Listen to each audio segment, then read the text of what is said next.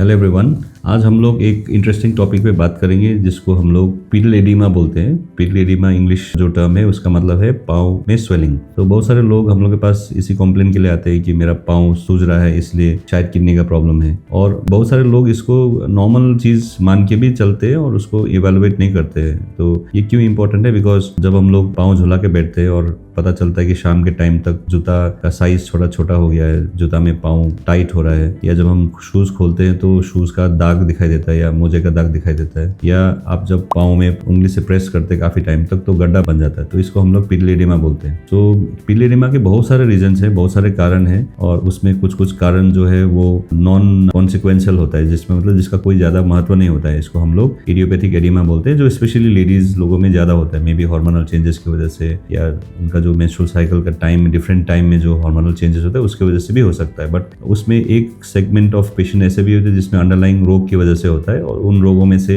एक रोग obviously kidney है, दूसरा हार्ट डिजीज है, लिवर डिजीज है, और बहुत सारे एल्बुमिन रिलेटेड डिसऑर्डर्स होता है। सो बोथ स्पेक्ट्रम का कंडीशन में पाँव में स्वेलिंग होता है, जिसमें एक में कुछ ज्यादा कुछ महत्व होता नहीं उसका, और दूसरा में अंडरलाइंग डिजीज का साइन होता है। इसलिए जब भी पाँव फूलता है तो एक बार तो जाके आपको इवेलुएट करना चाहिए कि वेदर वो सिग्निफिकेंट है कि नहीं है। तो पहले तो आपको फिजिशियन के पास जाना चाहिए, उनके पास जाके जितना भी मेजर ऑर्गन रिलेटेड इश्यूज है उसका हिस्ट्री लेना, एग्जामिन करना है, और अगर उनको लगेगा तो कुछ टेस्ट करना है। उसमें अगर मैं सिर्फ किडनी का बात करूंगा तो या तो किडनी फंक्शन बहुत नीचे होने की वजह से और यूरिन प्रोड्यूस नहीं होने की वजह से बॉडी में फ्लूइड एक्युमुलेट होता है और उसकी वजह से स्वेलिंग होता है, या पेशाब से प्रोटीन निकलने वाला जो रोग होता है जिसको हम लोग नेफ्रोटिक सिंड्रोम या नेफ्राइटिक सिंड्रोम बोलते हैं, उसमें because of albumin leakage from kidney उसकी वजह से स्वेलिंग होता है। तो ये दो मेन रीजन है जिसकी वजह से किडनी रिलेटेड स्वेलिंग हो सकता है। और इसके लिए सिंपल आप किडनी फंक्शन टेस्ट कीजिए, यूरिन टेस्ट कीजिए, इन दोनों ग्रुप ऑफ डिजीज का पता चल जाएगा। तो अगर कोई फिजिशियन टेस्ट करना चाहेंगे तो ये दो टेस्ट आप किडनी के लिए करवा सकते हो। बाकी चीज अगर उनको महसूस होगा कि हार्ट का डिजीज हो सकता है तो वो हार्ट का भी इवैल्यूएशन कर सकते हैं, लिवर डिजीज हो गया तो उसका भी कर सकते हैं। फिर हम लोग का ये तराई इलाका में एक फाइलारियासिस करके एक रोग होता है मच्छर का काटने की वजह से, उसकी वजह से भी पाँव में स्वेलिंग होता है। तो ये बहुत सारे डिफरेंट रीजंस हो सकता है। तो